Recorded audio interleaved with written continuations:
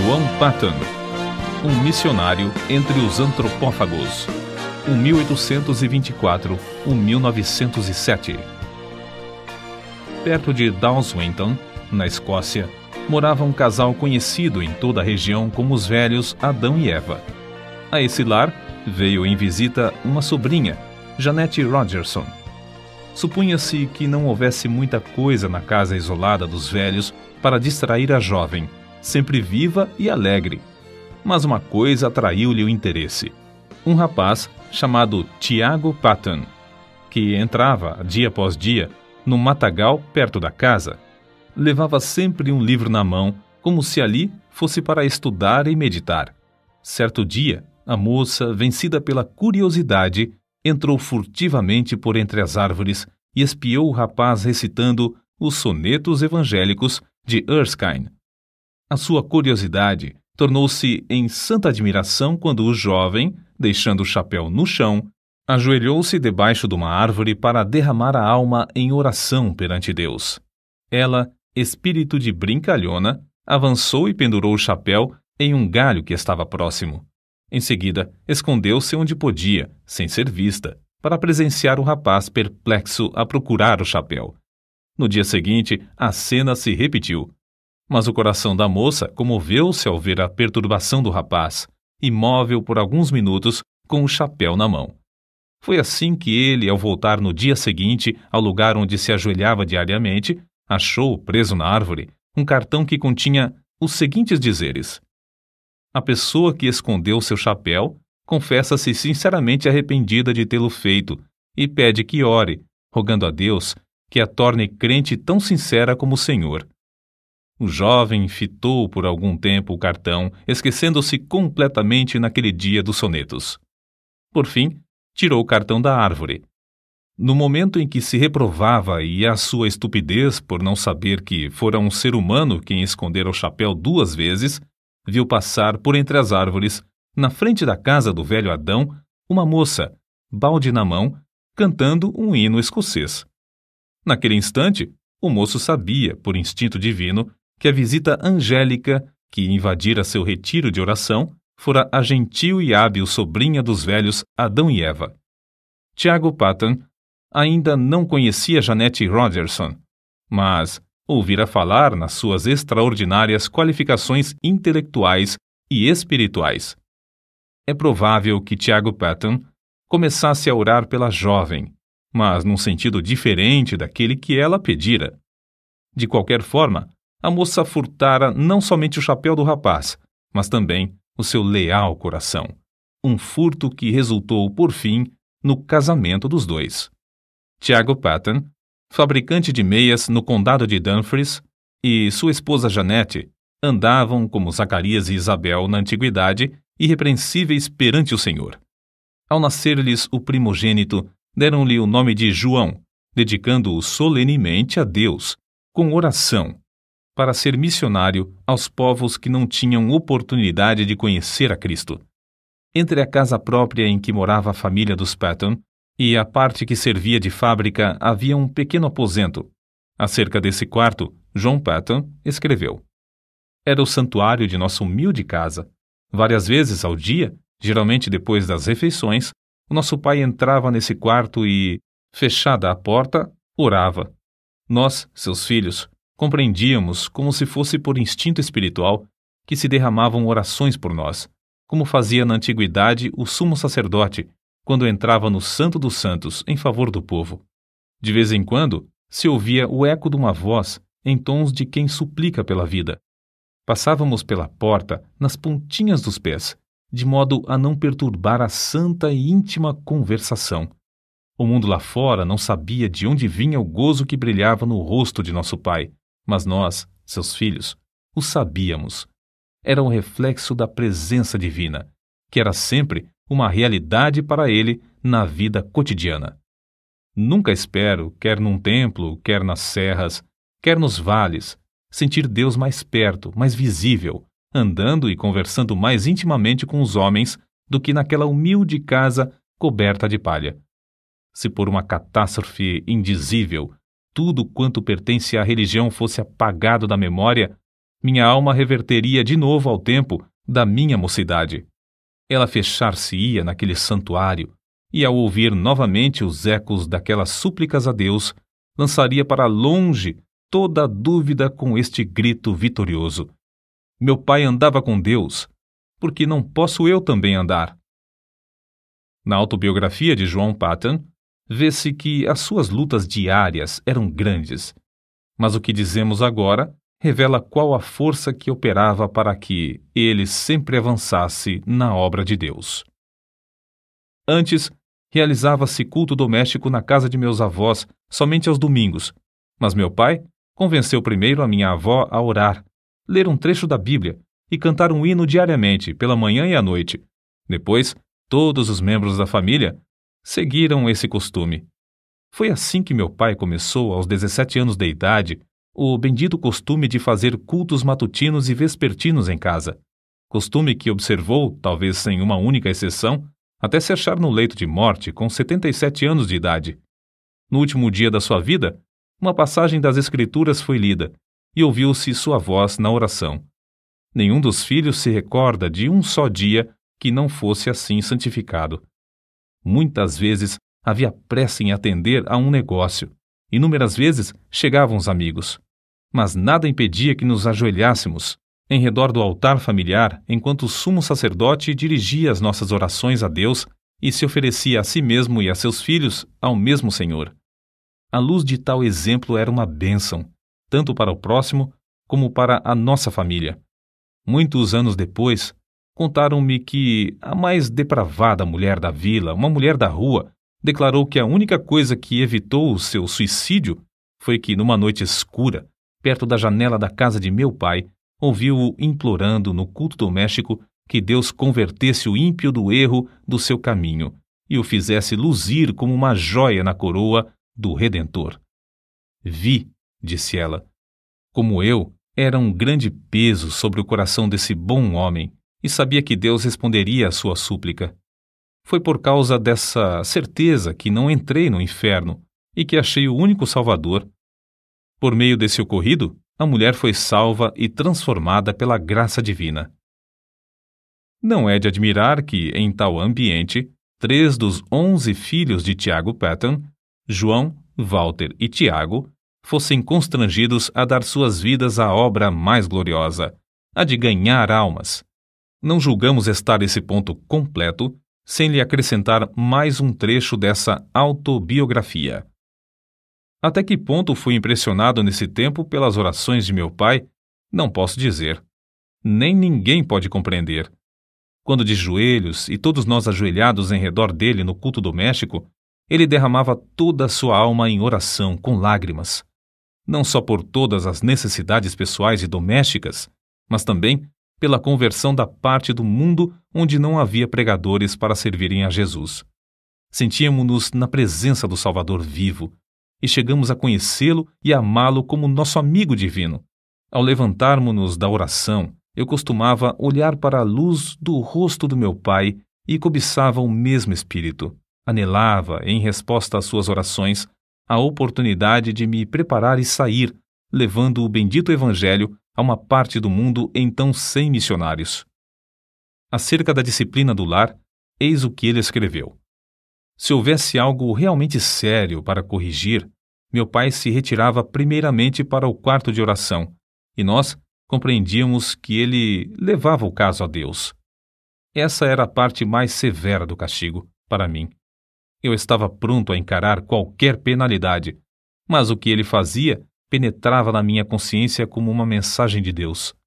Amávamos ainda mais o nosso pai ao ver o quanto tinha de sofrer para nos castigar, e de fato tinha muito pouco a nos castigar, pois dirigia a todos nós, 11 filhos, muito mais pelo amor do que pelo temor. Por fim, chegou o dia em que João tinha de deixar o lar paterno. Sem o dinheiro para a passagem e com tudo o que possuía, inclusive uma Bíblia embrulhada num lenço, saiu a pé para trabalhar e estudar em Glasgow. O pai o acompanhou até uma distância de 9 quilômetros. No último quilômetro, antes de se separarem um do outro, os dois caminhavam sem poder falar uma só palavra, Mas o filho sabia, pelo movimento dos lábios do pai, que este orava em seu coração por ele. Chegando ao lugar combinado onde se separariam, o pai balbuciou: Deus te abençoe, meu filho. O Deus de teu pai te prospere e te guarde de todo mal. Depois de se abraçarem, o filho saiu correndo, enquanto o pai, em pé no meio da estrada, imóvel, com o chapéu na mão e lágrimas correndo pelas faces, continuava a orar em seu coração. Alguns anos depois, o filho testificou de que essa cena, gravada na sua alma, o estimulava como um fogo inextinguível a não desapontar o pai, no que esperava dele, seu filho, que seguisse o seu bendito exemplo de andar com Deus. Durante os 3 anos de estudos em Glasgow, apesar de trabalhar com as próprias mãos para se sustentar, John Paton, no gozo do Espírito Santo, fez uma grande obra na seara do Senhor. Contudo, soava-lhe constantemente aos ouvidos o clamor dos selvagens nas ilhas do Pacífico, e isso foi, antes de tudo, o assunto que ocupava as suas meditações e orações diárias. Havia outros para continuar a obra que fazia em Glasgow, mas quem desejava levar o Evangelho a esses pobres bárbaros? Ao declarar sua resolução de trabalhar entre os canibais das Novas Hébridas, quase todos os membros da sua igreja se opuseram à sua saída. Um muito estimado irmão assim se exprimiu: entre os antropófagos, será comido por eles. A isso, John Paton respondeu: o irmão é muito mais velho que eu, breve será sepultado e comido por vermes. Declaro ao irmão que, se eu conseguir viver e morrer servindo ao Senhor Jesus e honrando o seu nome, não me importarei ser comido por antropófagos ou por vermes. No grande dia da ressurreição, o meu corpo se levantará tão belo como o seu, na semelhança do Redentor ressuscitado. De fato, as Novas Hébridas haviam sido batizadas com sangue de mártires. Os 2 missionários, William e Harris, enviados para evangelizar essas ilhas, poucos anos antes desse tempo, foram mortos a cacetadas, e seus cadáveres cozidos e comidos. Os pobres selvagens não sabiam que assassinavam seus amigos mais fiéis. Assim, os crentes em todos os lugares, ao receberem as notícias do martírio dos 2, oraram com lágrimas por esses povos. E Deus ouviu as súplicas, chamando, entre outros, a John Paton. Mas a oposição à sua saída era tal que ele resolveu escrever a seus pais e, pela resposta, veio a saber que eles o haviam dedicado para tal serviço no dia do seu nascimento. Desde esse momento, John Paton não mais duvidou da vontade de Deus e assentou no seu coração gastar a vida servindo aos indígenas das ilhas do Pacífico. O nosso herói conta muitas coisas de interesse acerca da longa viagem à vela para as Novas Hébridas. Quase no fim da viagem, quebrou-se o mastro do navio. As águas os levavam lentamente para Tana, uma ilha de antropófagos onde a bagagem teria sido saqueada e todos a bordo cozidos. Contudo, Deus ouviu suas súplicas e os fizeram alcançar uma outra ilha. Alguns meses depois, foram à mesma ilha de Tana, onde conseguiram comprar o terreno dos silvícolas e edificar uma casa. Comove o coração ler que construíram a casa sobre os mesmos alicerces lançados pelo missionário Turner 15 anos antes, o qual teve de fugir da ilha para escapar de ser morto e comido pelos selvagens. Acerca da sua primeira impressão sobre o povo, Paton escreveu: fui levado ao maior desespero.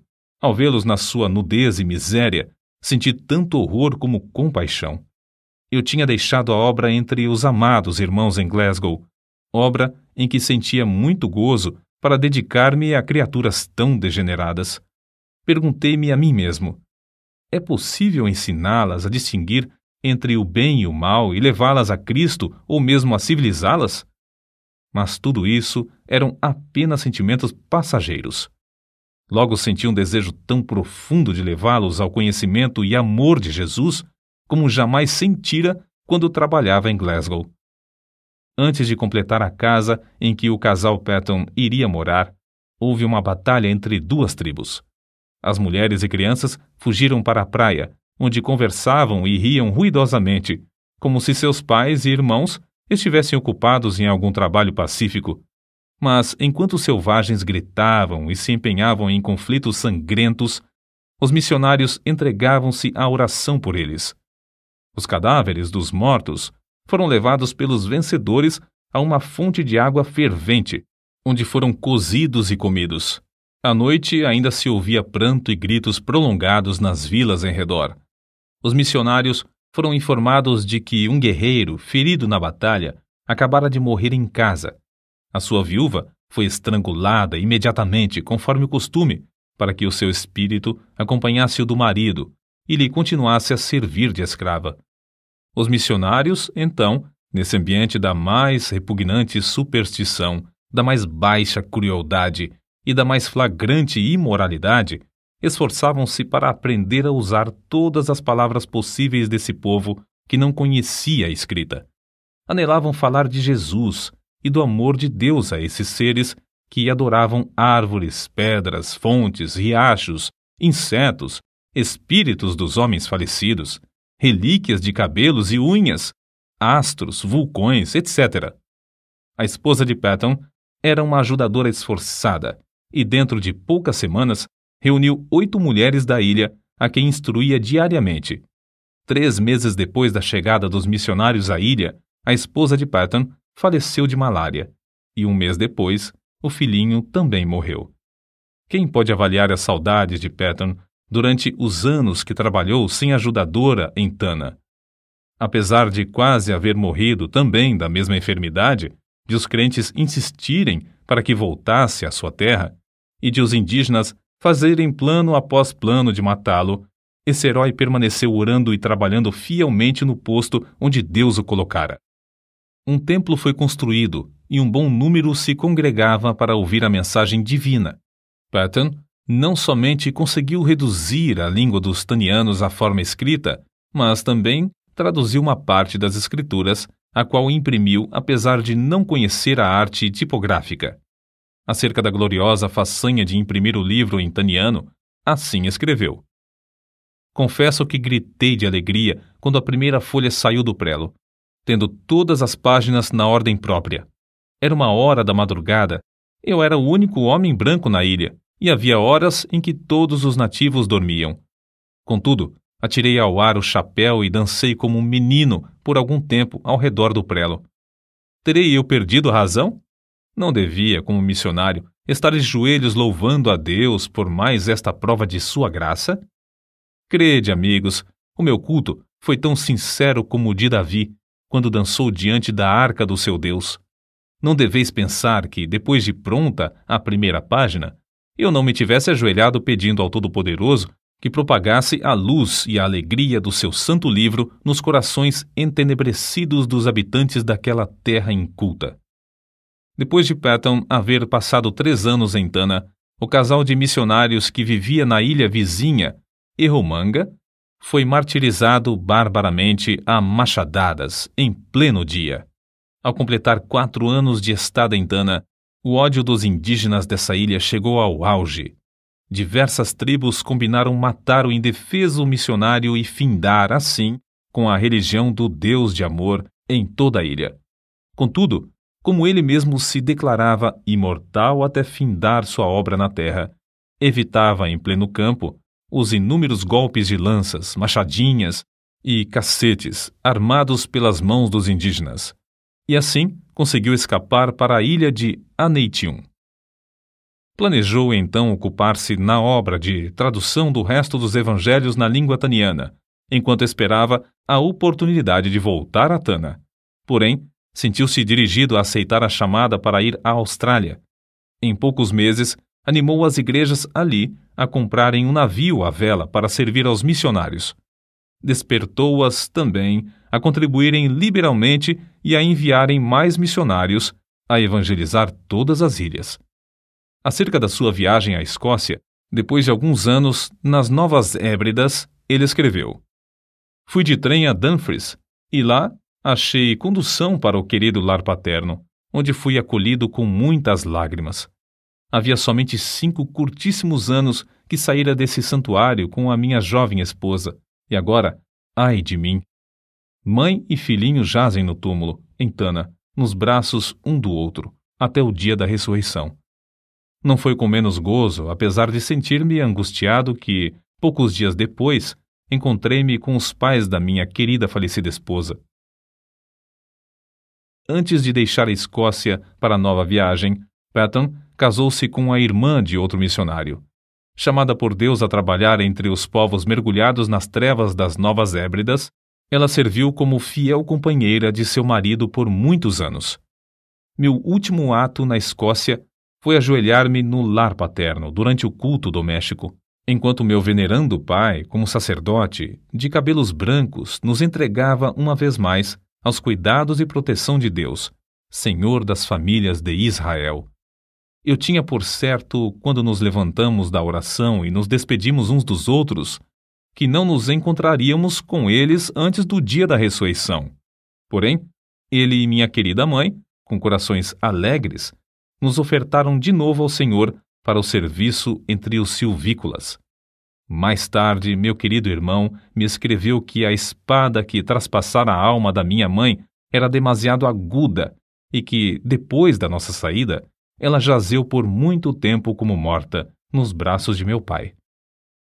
Prestes a regressar às ilhas, Patton foi constrangido pelo voto de todos os missionários a não voltar a Tana, mas abrir a obra na vizinha ilha de Aniwa. Dessa forma, tinha de aprender outra língua e começar tudo de novo. Na tarefa de preparar o terreno para a construção da casa em seu novo habitat, Patton ajuntou 2 cestos de ossos humanos de vítimas comidas pelo povo da ilha. Quando essas pobres criaturas começavam a usar um pedacinho de chita ou um saiote, era sinal exterior de uma transformação, apesar de estarem longe da civilização. E quando começavam a olhar para cima e a orar àquele a quem chamavam de Pai, nosso Pai, meu coração se derretia em lágrimas de gozo, e sei, por certo, que havia um coração divino nos céus que se regozijava também. Contudo, como em Tana, Patton considerava-se imortal até completar a obra que lhe fora designada por Deus. Inúmeras vezes evitou a morte agarrando a arma levantada pelos selvagens contra ele, a fim de o matarem. Tempos depois, a força das trevas unidas contra o Evangelho em Aniwa cedeu. Isso data do tempo em que cavou um poço na ilha. Para os indígenas, a água de coco para satisfazer a sede era suficiente, porque se banhavam no mar e usavam pouco a água para cozinhar, e nenhuma para lavar a roupa. Mas para os missionários, a falta de água doce era o maior sacrifício. Por isso, Patton resolveu cavar um poço. No início, os indígenas auxiliavam-no na obra, apesar de considerarem o plano do deus de Misse dar chuva de baixo uma concepção nada lúcida.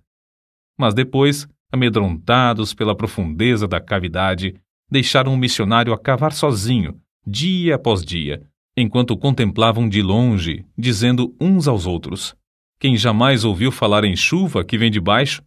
Pobre Misse, coitado!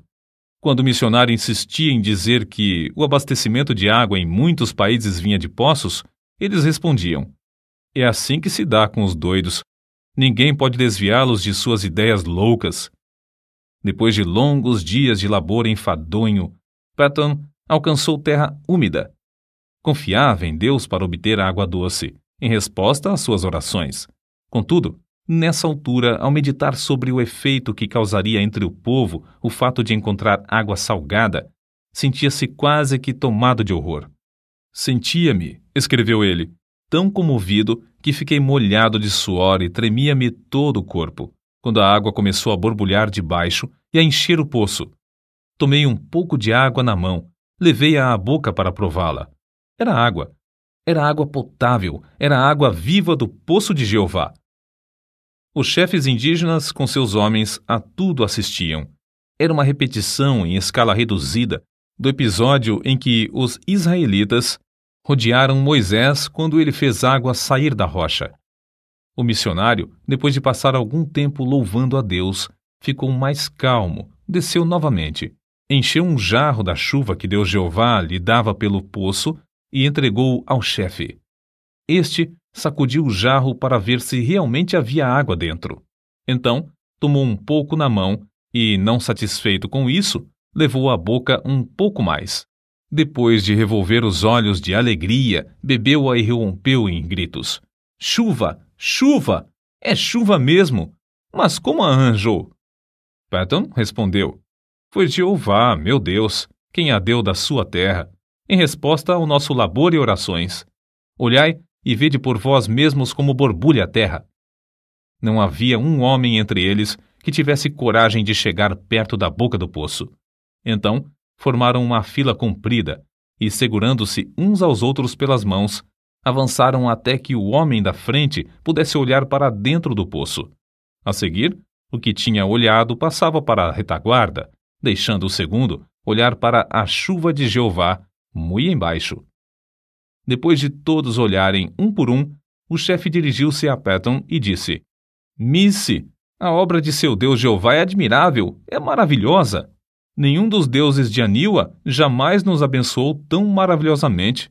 Mas, Missy, ele continuará para sempre a dar chuva por essa forma ou acontecerá como a chuva das nuvens?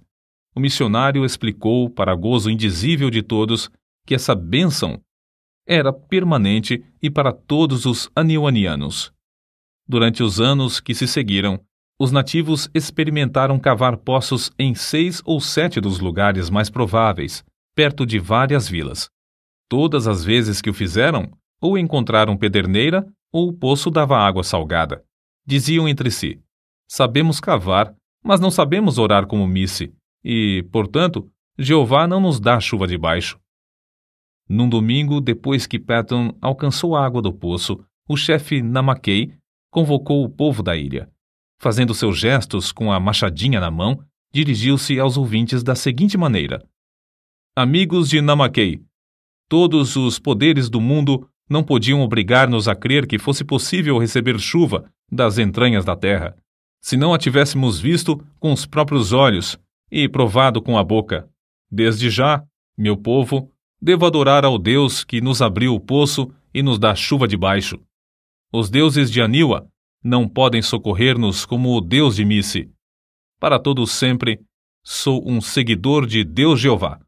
Todos vós que quiserdes fazer o mesmo, tomai os ídolos de Aniwa, os deuses que nossos pais temiam, e lançai-os aos pés de Missy. Vamos a Missy para ele nos ensinar como devemos servir a Jeová, que enviou seu filho Jesus para morrer por nós e nos levar aos céus. Durante os dias que se seguiram, grupo após grupo dos silvícolas, alguns com lágrimas e soluços, outros aos gritos de louvor a Jeová, levaram seus ídolos de pau e pedra perante o missionário. Reunidos em montes, os ídolos de pau foram queimados, os de pedra enterrados em covas de 4 a 5 metros de profundidade, e alguns, de maior superstição, foram lançados no fundo do mar, longe da terra. Um dos primeiros passos da vida cotidiana da ilha, depois da destruição dos ídolos, foi a invocação da bênção do Senhor às refeições. O segundo passo, uma surpresa maior e que também encheu o missionário de gozo, foi um acordo entre eles de fazer culto doméstico de manhã e à noite. Sem dúvida, esses cultos eram misturados por algum tempo com muitas das superstições do paganismo. Mas Patton traduziu as escrituras, imprimiu-as na língua aniwaniana e ensinou o povo a lê-las. A transformação do povo da ilha foi uma das maravilhas dos tempos modernos. Como arde o coração ao ouvir acerca da ternura que o missionário sentia para com esses amados filhos na fé, e do carinho com que esses, outrora cruéis selvagens que comiam carne humana, mostravam para com o missionário. Que o nosso coração arda também para ver a mesma transformação dos milhares de indígenas no interior de nosso querido Brasil. Patton descreveu a primeira ceia do Senhor com as seguintes palavras: ao colocar o pão e o vinho nas mãos, outrora manchadas do sangue da antropofagia, agora estendidas para receber e participar dos emblemas do amor do Redentor, antecipei o gozo da glória até o ponto de o coração não suportar mais. É-me impossível experimentar delícia maior antes de eu poder fitar o rosto glorificado do próprio Senhor Jesus Cristo. Deus não somente concedeu ao nosso herói o indizível gozo de ver os anionianos evangelizando as ilhas vizinhas, mas também de ver seu próprio filho, Frank Patton, e esposa, morando na ilha de Tanna e dando prosseguimento à obra que ele começara com maior sacrifício. Foi com a idade de 83 anos que João G. Patton ouviu a voz de seu precioso Jesus chamando-o para o lar eterno. Quão grande o seu gozo não somente ao reunir-se aos seus queridos filhos das ilhas do sul do Pacífico que entraram no céu antes dele, mas também saudar com um bem-vindo os demais quando chegarem ali, um por um.